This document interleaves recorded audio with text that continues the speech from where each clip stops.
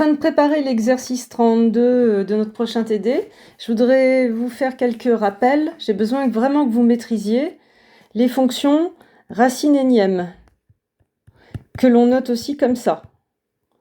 Ce que je veux, c'est que vous sachiez ce que vous avez le droit de mettre ici, ce que ça veut dire, comment on les utilise dans le cadre d'équations usuelles.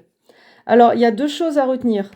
C'est que racine énième de x, ça accepte tous les x réels si n est impair.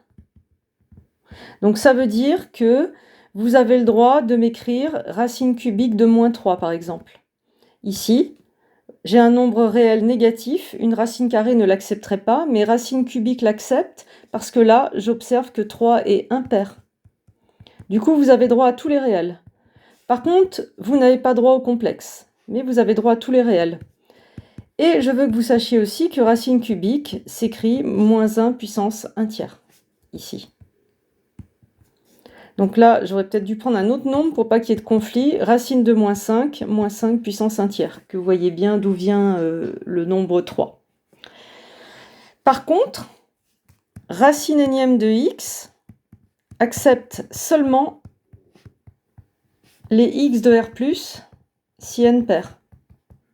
Donc ça veut dire que racine quatrième de moins 5, aucun sens. Vous ne devez pas le mettre, ça n'a aucun sens. C'est pire que faux. Ça n'existe pas. Si vous mettez moins 5 puissance 1 quart, ça ne change rien.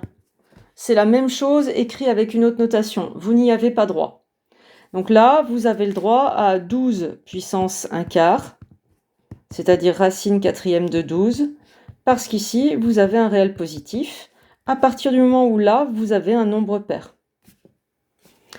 Une fois que ça, vous le savez, eh bien, vous devez automatiser la résolution de certaines équations. X puissance 5 égale moins 12. Pour résoudre, vous allez observer ici l'exposant. Vous voyez que c'est impair. Première chose à penser. Eh bien là, ce genre d'équation, il n'y a qu'une solution. C'est x égale moins 12 puissance 1 cinquième. Autrement dit, racine cinquième de moins 12, qui a du sens d'après ce que j'ai dit, puisque racine cinquième accepte tous les réels, peu importe le signe. Donc une équation comme ça, dans R, avec l'exposant impair, une seule solution. Et vous avez même droit de sortir le moins, il faut le savoir. Donc là, vous pouvez dire que c'est moins 12 puissance 1 cinquième. Si maintenant vous avez une équation de type x6 égale moins 12, vous observez votre exposant, mais cette fois, attention, il est pair. Donc là, il faut faire gaffe. L'exposant pair, il faut aller observer une deuxième chose, c'est le signe là. Ici, c'est négatif. Du coup, vous devez comprendre que x6 égale moins 12, ça ne sera pas possible. x6 renvoie toujours du positif. Tous les exposants pairs renvoient du positif. Donc égal à négatif, pas possible. Donc là, pas de solution.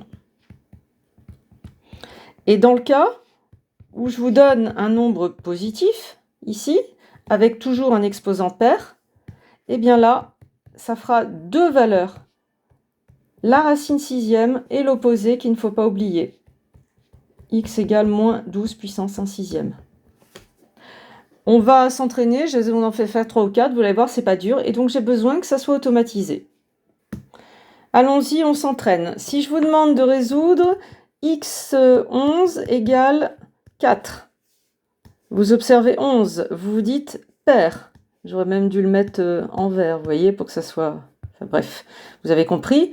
11, c'est impair, du coup, une seule solution, x égale 4, exposant 1 onzième.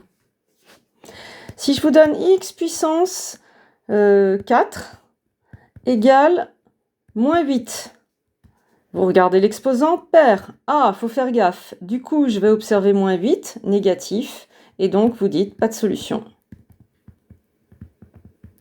Si je vous donne x4 égale 8, j'observe l'exposant, pair, je fais gaffe. J'observe le signe positif. Deux solutions.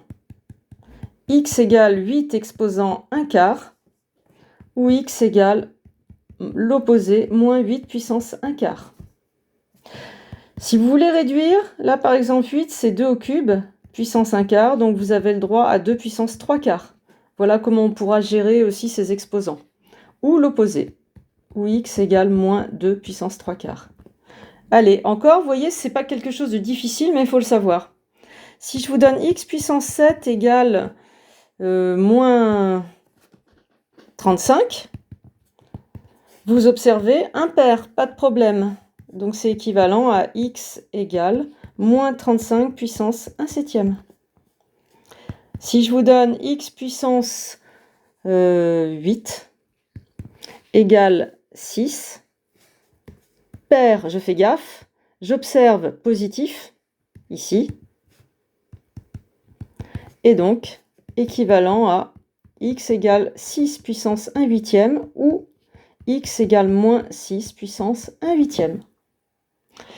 Et donc nous en TD, ce qu'on va travailler, c'est que si on résout maintenant des équations de ce type-là, mais dans C, eh ben ça ne marchera pas pareil. Il y aura plus de solutions et il y a une formule du cours pour les donner, mais on verra ça ensemble. À bientôt!